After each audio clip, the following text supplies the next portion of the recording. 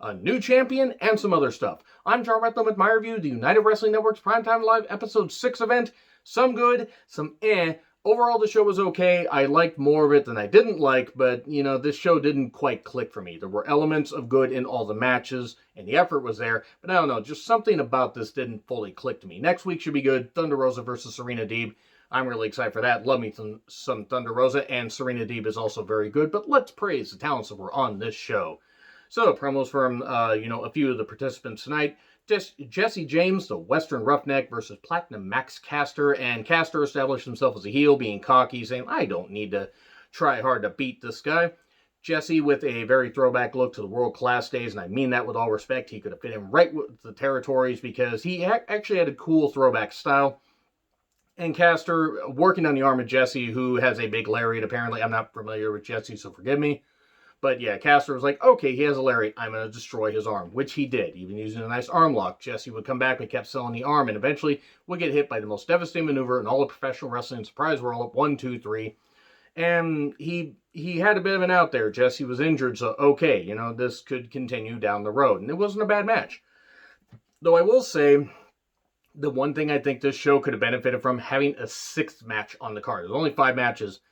And a couple of the matches seem to go on a bit long. I think we could have either had another women's match or another match to, fill a little bit of time, because it just seemed like a couple of the matches, like you could have ended them about, 3-4 minutes earlier. But that's just my opinion. I mean, what do I know? I'm just a crazy wrestling fan, not disrespecting the talents at all. That's just my opinion on how the show, on how the format seemed to work out for me.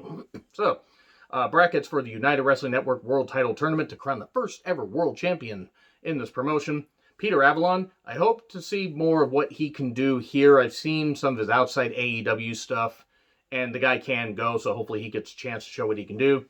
Mike Bennett, always glad to see Mike Bennett being featured. Chris Dickinson, who I have loved since seeing, his debut on Primetime Live, because I see why people praise him. He really is good, really good on the mic. Carl Fredericks, loved him in New Japan, and on New Japan Strong, can't wait to see what he does. Eric Redbeard, the former Eric Rowan. I hope he does well here. Fred Rosser, the former Darren Young, and Davey Boy Smith Jr. And Watts. So, okay, you have a good mix of talents that have name value and some talents that can be introduced to a bigger audience here. And it's a smart move. And I look forward to this tournament. Next week, Avalon versus Dickinson. I think Dickinson's going to win that one. But it's going to be quite a bit of fun. I mean, since Avalon is signed to AEW, I would imagine, since they've featured Dickinson so much, this will probably be a 10-minute match, but Dickinson will move on. So, Christy James versus Miranda Elise. I've seen both of them on AEW programming. Christy more than Miranda. Miranda has a nice fire red look.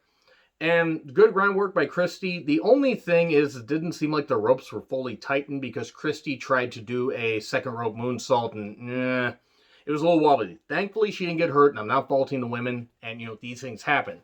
But it looked a little bit dodgy. Now, thankfully, she caught herself, and the match was fine. Some good groundwork, some really good strikes laid in. They laid a couple chops in at one point that looked like they really hurt.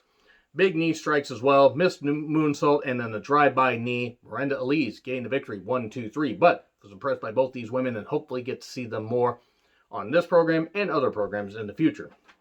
And then we get a Pope promo, a Pope-mo, if you will. Oh, these squares make a circle. Anyway, he's talking about facing Zicky Dice later.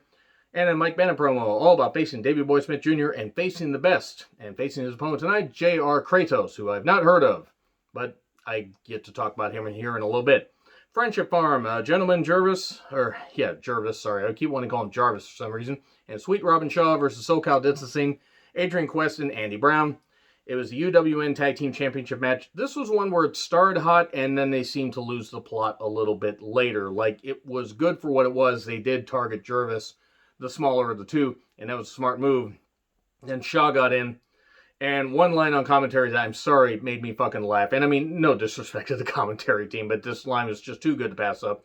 The big man gets hit from behind. You can't take on both men forever. All right, then. Anyway, Shaw gets taken out on a dive by Quest, not a tribe called Quest. And everybody get in here. And diving Superman punch by Brown pins Jervis 1, 2, 3. So SoCal Distancing retains their tag team championships. And then we get JR Kratos versus Mike Bennett. It's all about Kratos using his power and just beating down Mike Bennett, who had to keep fighting back and playing defense. DVD on the apron by Mike, very impressive stuff. Very strike heavy, big old power slam by Kratos, more strikes, and then eventually Hail Mary pile driver, 1, 2, 3, and there we go, right there. So not a bad match. The DVD on the stage looked real. I think I even said on the apron. I actually meant to say on the stage. I apologize. I was excited to see Mike Bennett pick up a big lad and just smash him right there. And Kratos actually looked like more than just a big lad, so good for him. So then we get Zicky Dice versus the Pope TV Championship, 6:05 time limit because it's the NWA TV Championship. They're using the NWA Power format where it's 6 minutes 5 seconds. You got to beat the champion. So Dice attacks for the bell, and then we get a bad table bump, and I mean bad in the sense it looked kind of painful, and then Zicky just cuts a promo on Billy and Pope and saying his contract's up. You know, Dice's contract is up on New Year's Eve. Maybe he'll go somewhere else. And then the match was more of an angle. Pope kept getting beat down, would get in some shots, and then eventually referee distraction, a low blow, and then Dice couldn't get the victory.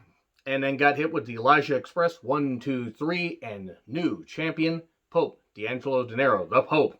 And good for him. He cut a promo, very passionate, talking about bringing tradition back, talking about all former TV champions, Eaton, Rhodes, Arn Anderson, various others. Very good stuff. Talked about, thanking the fans for standing by the NWA and how uncertainty has run amok in this country. And it was good stuff. And he tied into his promo about how uncertainty with the title hasn't happened. But it was nice for him to mention that.